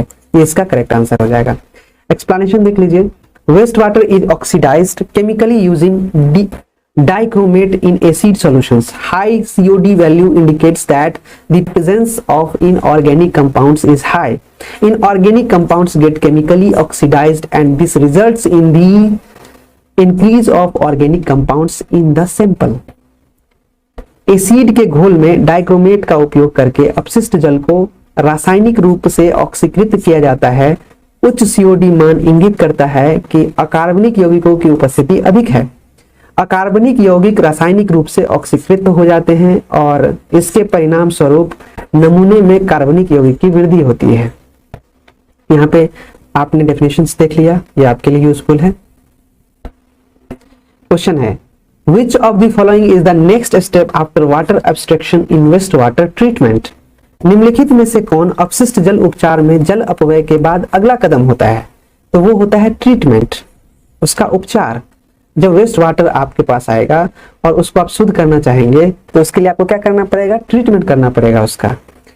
तो यहाँ पे एक्सप्लेनेशन दे दिया गया है, देखिए। Initially water is abstracted from the river, lake or water table and has a certain quality. Hence water is sent for treatment where it undergoes transformation to be able to comply with intended uses. प्रारंभ में पानी नदी, झील या जल तालिका से निकाला जाता है और इसका एक निश्चित गुण होता है, इसलिए पानी को उपचार के लिए भेजा जाता है जहां यह इच्छित उपयोग का अनुपालन करने में सक्षम होने के लिए परिवर्तन से गुजरता है। ओके, यहाँ देख लिए कि पानी को कहां से निकाला गया है। पानी को नदी से, झील से और पाउंड वगैरह से निकाला गया है और फिर क्या होता है, उस पानी का ट्रीटमेंट करके इसका जो हमारा यूज है, जो हम चाहते हैं यूज करने के लिए, वहां पे इसका उपयोग करते हैं। क्लियर है? अपने आवश्यकता अनुसार यूज करते हैं। Which of the following type of treatment methods are used for municipal and industrial waste water? और वो है स्लो रेट। ये स्लो रेट जो ट्रीटमेंट मेथड है वो कहाँ पे यूज किया जाता है? वेस्ट वाटर के ट्रीटमेंट के लिए।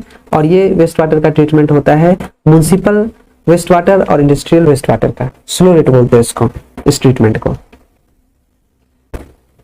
नगरपालिका और औद्योगिक अपशिष्ट जल के लिए निम्नलिखित में से किस प्रकार के उपचार विधियों का उपयोग किया जाता है? तो वो है स्लो रेट, धीमी दर। Slow rate system are the predominant form of land treatment for municipal and industrial wastewater. Such a technology incorporates wastewater treatment, water reuse, crop utilization of nutrients, and wastewater disposal. धीमी दर SR प्रणाली नगरपालिका और औद्योगिक अपशिष्ट जल के लिए भूमि उपचार का प्रमुख रूप है। ऐसी तकनीक में अपशिष्ट जल उपचार, जल पुनः उपयोग, पोषक तत्वों का फसल उपयोग और अपशिष्ट जल निपटान शामिल है।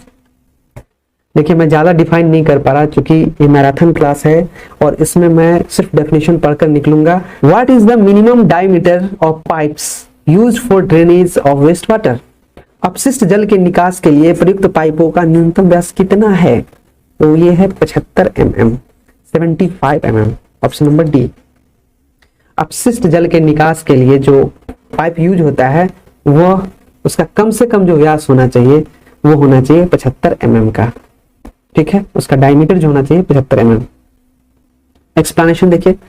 Waste water is from showers, basins, kitchen sinks, washing machines and the like.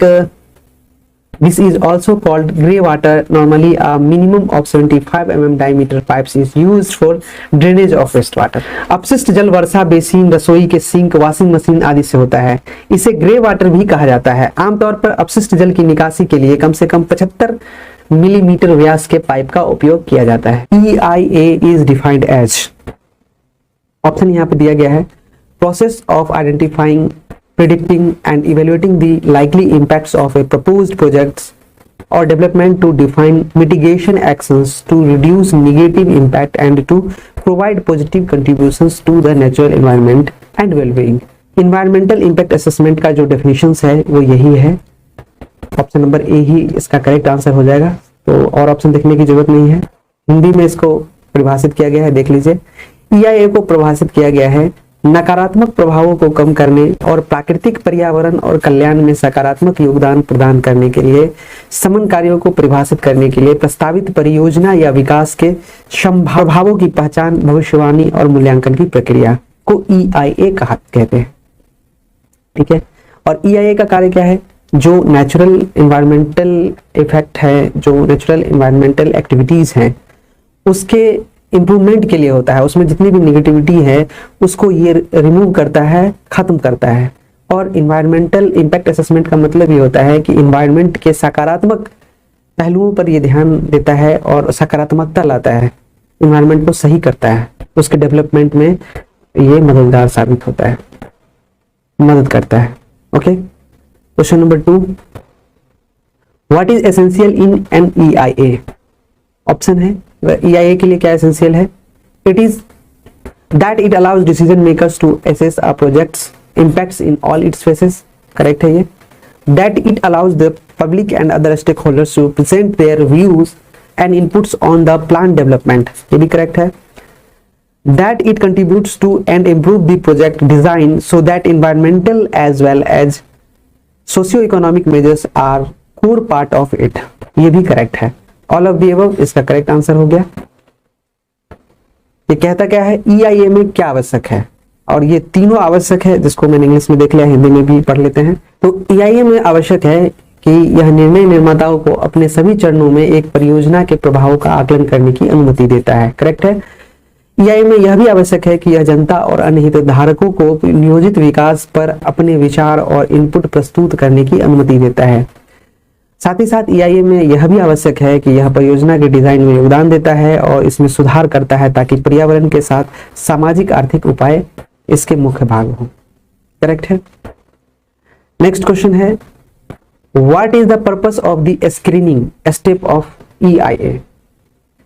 Okay, तो यहाँ पे जो आंसर होगा B एंड C होगा। B कहता है to facilitate informed decision making by providing clear well structured factual analysis of the effects and consequences of proposed actions to determine whether a full EIA needed. B and C is a correct statement, ये दोनों सही है। EIA के screen चरण का उद्देश्य क्या होता है? तो ये मैंने पहले बोला B और C होगा। इसका उद्देश्य होता है प्रस्तावित कार्यों के प्रभावों और परिणामों के स्पष्ट, अच्छी तरह से संरचित तथ्यात्मक विश्लेषण प्रदान करके सूचित निर्णय लेने की सुविधा के लिए, यह निर्धारित करने के लिए कि क्या पूर्ण EIA की आवश्यकता है। ये स्क्रीनिंग का मेन स्टेप है, मेन चरण है EIA का। ये दोनों चरणों को आपको समझ लेना है। नेक्स्ट क्वेश्चन है, EIA is study of probable change in socio-economic and characteristic of environment due to proposed action. Biophysical इसका करेक्ट आंसर हो जाएगा। नेक्स्ट ऑप्शंस देखने की जरूरत ही नहीं है। EIA प्रस्तावित कार्रवाई के कारण सामाजिक, आर्थिक और पर्यावरण की विशेषता संभावित परिवर्तन का अध्ययन है, बायोफिजिकल। EIA में बायोफिजिकल जो होता है वो सामाजिक, आर्थिक और पर्यावरण की विशेषताओं में के संभावित परिवर्तन का अध्ययन है। What is included in an impact assessment? तो प्रभाव आकलन में क्या शामिल है, इंपैक्ट असेसमेंट में क्या शामिल है, ये बताना है। तो ऑल ऑफ द ऊपर जो स्टेटमेंट दिया गया है ये तीनों शामिल है। क्या है ये statement? A detail assessment of the plan project and selected alternatives compared to the baseline conditions, qualitative descriptions measuring high, medium and low impacts, quantitative descriptions such as indicating the cubic meters of water withdrawn, sewage produced and pollutants released। ये तीनों statement जो है impact of assessment में include किए जाते हैं। आप हिंदी में देख लीजिए, प्रभाव आकलन में क्या शामिल है? आधारभूत स्थितियों की तुलना में नियोजित परियोजना और चयनित विकल्पों का विस्तृत मूल्यांकन, उच्च, मध्यम और निम्न प्रभावों को मापने वाले गुणात्मक विवरण, मात्रात्मक विवरण जैसे निकाले गए पानी के क्यूबिक मीटर, उत्पादित सीवेज और जारी किए गए प्रदूषकों को इंगित करना, ये तीनों शामिल हैं। क्लियर है? क्वेश्चन है, what is a contingency plan? ठीक है, तो एक आकस्मिक योजना क्या है, कंटीजेंसी प्लान क्या है, इसको जानते हैं। तो a plan of actions to prevent an emergency and to be taken when emergencies occurs, ये आपको कंटीजेंसी प्लान है, इसी को कंटीजेंसी प्लान कहते हैं। आपात स्थिति को रोकने और आपात स्थिति होने पर की जाने वाली कार्रवाई की एक योजना को कंटीजेंसी प्लान कहते हैं, आकस्मिक योजना कहते हैं। EIA is an environmental impacts. EIA एक पर्यावरणीय प्रभाव है। EIA का जो पर्यावरणीय प्रभाव है वो क्या है? वो बेनिफिशियल एंड एडवर्स है। ओके, बेनिफिशियल एंड एडवर्स प्रभाव है इसके, फायदेमंद और प्रतिकूल है। EIA का पर्यावरणीय प्रभाव क्या है? इन्वायरमेंटल इम्पैक्ट्स क्या है? फायदेमंद और प्रतिकूल। Evident that order to identify, assess and predict the environmental impacts, यह स्पष्ट है कि पर्यावरणीय प्रभावों की पहचान, आकलन और भविष्यवाणी करने का आदेश क्या कहलाता है? Environmental attributes. पर्यावरणीय विशेषताएं पर्यावरणीय प्रभावों की पहचान, आकलन और भविष्यवाणी करने का एक आदेश है, एक प्रभाव है, एक इम्पैक्ट है। प्रेडिक्शन ऑफ इम्पैक्ट इज, प्रभाव की भविष्यवाणी, EIA की भविष्यवाणी इन्वायरमेंटल इम्पैक्ट असेसमेंट के बारे में बोल रहा है, ये चैप्टर है। Prediction of impact is qualitative, गुणात्मक होता है। जो इम्पैक्ट होता है, प्रभाव की जो भविष्यवाणी होती है वो क्या होती है? गुणात्मक होती है। EIA is which help to evaluate environmental impact of proposed developmental projects or programs. EIA एक है जो प्रस्तावित विकास परियोजनाओं या कार्यक्रमों के पर्यावरणीय प्रभाव का मूल्यांकन करने में मदद करता है। वह है टूल जो होता है। EIA is a tool helps to evaluate environmental impact of proposed developmental projects or programs. Okay, तो EIA एक उपकरण है जो प्रस्तावित विकास परियोजनाओं या कार्यक्रमों के पर्यावरणीय प्रभाव का मूल्यांकन करने में मदद करता है। Which of the following type of wastewater treatment process is used for treating wastewater or industrial wastewater using aeration and biological flux? Option number C, active sludge process. Active sludge process is the correct answer. वातन और जैविक flux का उपयोग करके अपशिष्ट जल या औद्योगिक अपशिष्ट जल के उपचार के लिए निम्नलिखित में से किस प्रकार की अपशिष्ट जल उपचार प्रक्रिया का उपयोग किया जाता है? सक्रिय कीचड़ प्रक्रिया, एक्टिव स्लज प्रोसेस। एक्सप्लेनेशन देखते हैं। One of the sewer waste water treatment processes is a biological treatment known as activated sludge process. Wastewater is agitated and aerated to remove solids and oxidation methods are introduced to activate decomposition. Sewer अपशिष्ट जल उपचार प्रक्रियाओं में से एक जैविक उपचार है जिसे सक्रिय कीचड़ प्रक्रिया के रूप में जाना जाता है। अपशिष्ट जल उत्तेजित होता है और ठोस पदार्थों को हटाने के लिए वातित होता है और अपघटन को सक्रिय करने के लिए ऑक्सीकरण विधियों को पेश किया जाता है। Which of the following is called as the wastewater from different sources like bathrooms, kitchen and wash basins? Option देखिए। Option B is correct, sullage. Sullage is the right answer. निम्नलिखित में से किसे विभिन्न स्रोतों से बाथरूम, रसोई और वाश बेसिन से निकलने वाला अपशिष्ट जल कहा जाता है? बाथरूम, रसोई और वाश बेसिन से जो वेस्ट निकलता है उसे सुलेज कहा जाता है। सुलेज याद रहेगा। एक्सप्लेनेशन है। Dry waste such as dry leaves, paper and grass are called garbage. Discharge is the outflow of water और waste water. Sewage is the waste water from various houses. Sullage is the waste water from bathroom, kitchen, wash basins etc. सूखे कचरे जैसे सूखे पत्ते, कागज और घास को कचरा कहा जाता है। निर्वहन पानी या अपशिष्ट जल का बहिर्वाह है। सीवेज विभिन्न घरों से निकलने वाला अपशिष्ट जल है। सुलेज बाथरूम, किचन, वॉश बेसिन आदि से निकलने वाला अपशिष्ट जल है। ठीक है, सुलेज जो होता है ये वेस्ट वाटर है और कहां से निकलता है? बाथरूम से, किचन से, वॉश बेसिन से, बेसिन वगैरह होता है वहां से। What is the wastewater flow in a sewer system during the period of dry weather with minimum infiltration called? शुष्क मौसम की अवधि के दौरान न्यूनतम अंतःस्यंदन के साथ सीवर प्रणाली में अपशिष्ट जल प्रवाह को क्या कहा जाता है? तो वो कहा जाता है wet weather flow. Wet weather flow इसका करेक्ट आंसर है और इसको गीला मौसम प्रवाह भी बोला जाता है। Summers are usually dry, hence the rainfall is minimum and is called as dry weather flow in sewers.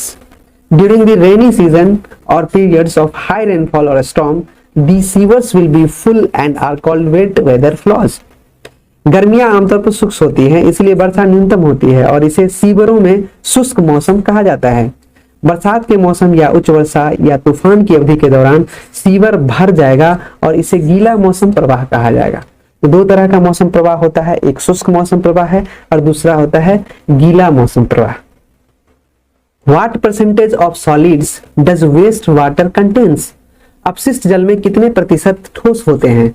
तो होते हैं 0.1% सॉलिड्स। जो वेस्ट वाटर होता है उसमें 0.1% सॉलिड पाया जाता है, ठोस कचरा पाया जाता है उसमें। Okay. When alum is added to the wastewater containing calcium ions, which compound is formed as a precipitate?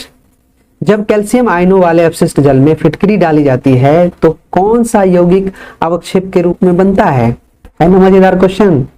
Option number C AlOH3 ये बनता है। ठीक है, एक्सप्लेनेशन भी देख लीजिए।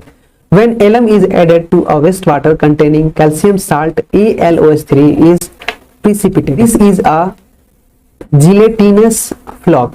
This reaction sweeps out suspended particles. जब कैल्शियम लवण युक्त अपशिष्ट जल में फिटकरी डाली जाती है तो यह क्या बनता है? AlOH3 अवक्षेपित होता है। यह एक जिलेटिन झुंड है। यह प्रतिक्रिया निलंबित कणों को बाहर निकाल देती है।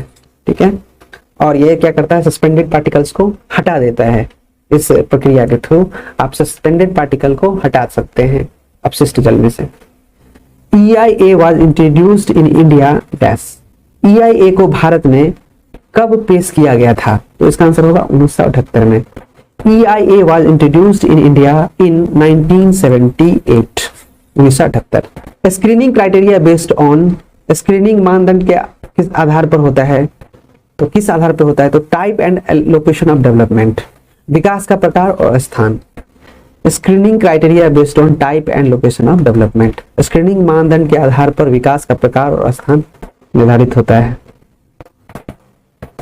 Scoping is procedure of environmental issue identifying, इसका आंसर हो जाएगा स्कोपिंग पर्यावरणीय मुद्दों की प्रक्रिया है पहचान। EIA is including mechanism for monitoring and evaluation. EIA निगरानी और मूल्यांकन के लिए तंत्र शामिल है, उसे ऑडिटिंग कहते हैं। ऑडिटिंग आप जानते ही हैं, ये किसी भी चीज का जांच किया जाता है, उसको अंकेक्षण बोलते हैं हिंदी में, और इसका काम ही होता है ऑडिट करना, अंकेक्षण करना, जांच करना। EIA is include mechanism for monitoring and evaluation. Monitoring and evolution जो किया जाता है EIA में, उस प्रोसेस को ऑडिटिंग बोलते हैं। तो यहाँ पे बोला भी गया है EIA निगरानी और मूल्यांकन के लिए तंत्र शामिल है, लेखा परीक्षा। EIA is a step activity. EIA चरण गतिविधि है, मतलब EIA में कितने चरण शामिल है ये बताना है आपको। तो यह 4 चरण शामिल होते हैं। Prediction include determination of and magnitude of impact called nature. भविष्यवाणी में प्रभाव का निर्धारण और परिमाण शामिल है, उसको प्रकृति बोलते हैं। ठीक है, प्रकृति भविष्यवाणी में प्रभाव का निर्धारण और परिमाण शामिल है। हिंदी थोड़ा क्लिष्ट है। Prediction is data and technical knowledge of scientific. तो भविष्यवाणी डेटा और तकनीकी ज्ञान को क्या कहते हैं? वैज्ञानिक। वो साइंटिफिक नॉलेज बोलते हैं इसको, जहां पे डाटा और टेक्निकल नॉलेज की बात हो, जिसका प्रेडिक्शन किया जाए। EIA is tool for decision making process called as management. Okay? EIA निर्णय लेने की प्रक्रिया के उपकरण को प्रबंधन कहते हैं। Required to measure the variables called as skills. चर को मापने के लिए आवश्यक है कौशल, स्किल की जरूरत है। EIA is report called applicant. EIA report है आवेदक। What is the lowest waste water flow in hospitals? अस्पतालों में सबसे कम अपशिष्ट जल प्रवाह क्या है? तो ये होता है 700 LPCD, 700 LPCD। ये अस्पताल में सबसे कम अपशिष्ट जल प्रवाह है। The unit LPCD stands for liter per capita per day and GPCD stands for gallons per capita per day। तो ये जो LPCD हम यहाँ पे बात कर रहे थे 700 LPCD की, इसका फुल फॉर्म होता है litre per capita per day. ये ऑप्शन याद रखना है। तो ये 700 litre per capita per day होता है। वहीं अगर जीपीसीडी की बात होगी तो इसका फुल फॉर्म होता है gallons per capita per day. तो गैलन पर कैपिटा पर डे हो जाएगा। 40 LPCD indicates the minimum waste water for place like kid play home and schools. जो किड का मतलब बच्चे का खेलने का जगह हुआ या घर है या स्कूल है, वहां पर 40 litre per capita per day waste water use का मतलब बोला गया है, ये एस्टिमेशन है। और जो 700 litre per capita per day use होता है वेस्ट वाटर, वो होता है हॉस्पिटल्स में। यहाँ पे 40 लीटर होता है वेस्ट वाटर, यहाँ पे होता है 700। यूनिट LPCD प्रति व्यक्ति प्रतिदिन लीटर के लिए है और GPCD प्रति व्यक्ति प्रतिदिन गैलन के लिए है। 40 LPCD बच्चों के खेलने के घर और स्कूलों जैसे स्थान के लिए न्यूनतम पानी के उपयोग को इंगित करता है और 700 LPCD अस्पतालों के लिए है। तो यहाँ पे इतना वेस्ट वाटर निर्मित होता है।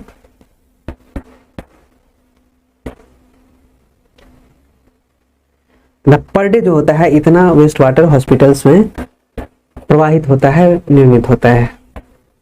तो यही है waste water engineering, waste water management. कितना मजा आ रहा है ना, आज लग रहा होगा कि पूरी पढ़ाई हो रही है। How many forms of nitrogen are present in waste water. अपशिष्ट जल में नाइट्रोजन के कितने रूप होते हैं? तो वो होते हैं 4 पाए जाते हैं नाइट्रोजन के फॉर्म्स वेस्ट वाटर में। There are different types of nitrogen present in wastewater. Basically, our types of nitrogen are present.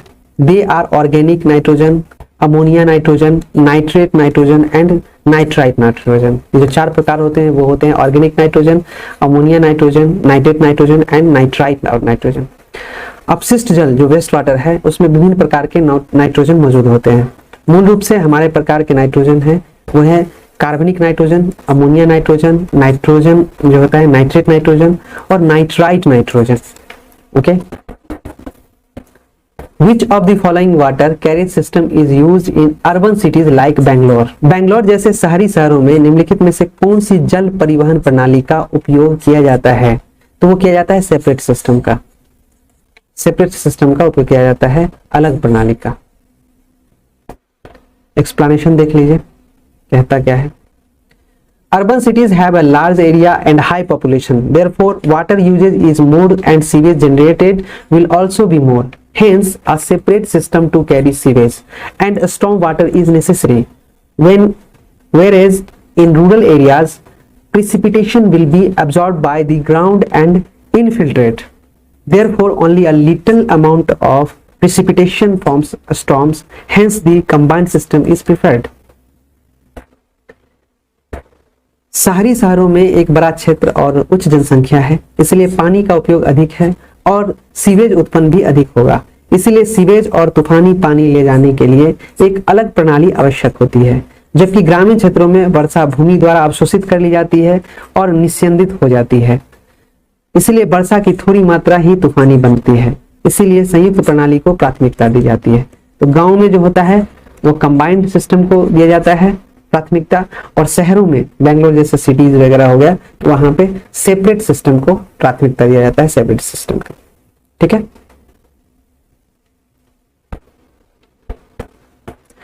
assume in a sample of wastewater around 60% TSS is removed by primary sedimentation without chemical addition. Calculate the mass of TSS removed for the following data. मान ले कि अपशिष्ट जल में नमूने में लगभग 60% TSS को बिना रासायनिक जोड़ के प्राथमिक अपसादन द्वारा हटा दिया जाता है। निम्नलिखित डेटा के लिए हटाए गए TSS के द्रव्यमान की गणना करें। और यहाँ पे जो आपको अमाउंट दिया गया है, amount of TSS present initially 220 mg per litre और waste water flow 1000 metric cube per day है। ठीक है, और आपको आंसर करना है। तो देखिए इसका आंसर हो जाएगा जब आप इसको कैलकुलेट करेंगे, बनाएंगे, तो the amount of TSS removed is 132 kg per day हो जाएगा। कैसे होगा? The mass of the TSS removed equal to 220 kg by 1000 metric cube दिया गया था हमको डेटा, इनटू ये फॉर्मूला है 0.6 into 1000 metric cube per day से इसको मल्टीप्लाई किया जाता है, तो आपका आंसर निकल कर आता है 132 kg पर डे। तो 220 mg पर लीटर जो है इज कन्वर्टेड इनटू kg पर लीटर। तो जो मिलीग्राम में है ना, उसको लीटर में कन्वर्ट करने के लिए ये फॉर्मूला है और इसको यूज किया जाता है। तो हमारा आंसर क्या हो जाएगा इसका आंसर हो जाएगा 132 केजी। यहाँ पे दिया गया है हटाए गए टीएसएस की मात्रा 132 किलोग्राम प्रतिदिन है। हटाए गए टीएसएस का द्रव्यमान बराबर 200 केजी बट्टा 1000 metric cube into 0.6 into 1000 metric cube by per day equal to 132 KG per day, या 220 मिलीग्राम पर लीटर को अगर केजीएल में बदलना है तो ये फॉर्मूला यूज करना पड़ेगा। ठीक है। Which of the following is the controlled application of wastewater onto the land surface to achieve a specified level of treatment? Soil treatment, land treatment, wastewater treatment and water treatment. तो इसका answer हो जाएगा भूमि उपचार, land treatment. Land treatment इसका correct answer हो जाएगा। ये देख लीजिए क्या है। उपचार के एक निर्दिष्ट स्तर को प्राप्त करने के लिए भूमि की सतह पर अपशिष्ट जल का नियंत्रित अनुप्रयोग निम्नलिखित में से कौन सा है? भूमि उपचार इसका करेक्ट आंसर है। एक्सप्लेनेशन देखिए, the controlled application of waste water on to the land surface to achieve a specified level of treatment through natural, physical, chemical and biological processes within the plant soil water matrix is called land treatment. पौधों की मिट्टी जल matrix के भीतर प्राकृतिक, भौतिक, रासायनिक और जैविक प्रक्रियाओं के माध्यम से उपचार के एक निर्दिष्ट स्तर को प्राप्त करने के लिए भूमि की सतह पर नियंत्रित उपयोग को भूमि उपचार कहा जाता है। इंपोर्टेंट क्वेश्चन हुआ और आई होप कि मैराथन क्लास आपके एग्जाम में काफी मददगार साबित होगा। और साथ ही साथ अब मैं फ्रेंड्स आपसे कहना चाहूंगा फिर से दोबारा कि आपको अगर मटेरियल्स चाहिए, 1 महीने आपके एग्जाम्स के हैं, to the point according to syllabus BPSC ने जो लिख रखा है ना उसी का आपको मिलेगा, उससे ज्यादा कुछ नहीं मिलेगा और आपके एग्जाम के लिए काफी फायदेमंद है। आप इसे जरूर लें। स्टडी स्पार्क ऐप डाउनलोड कर लीजिए और वहां से आप एक्सेस कर सकते हैं, या तो आप व्हाट्सएप भी कर सकते हैं। ठीक है, thank you.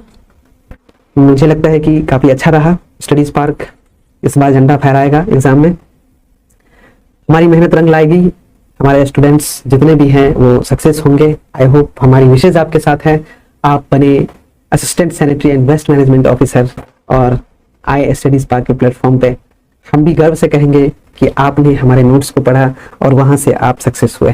Thank you, bye bye, मिलते हैं नेक्स्ट सेशन में।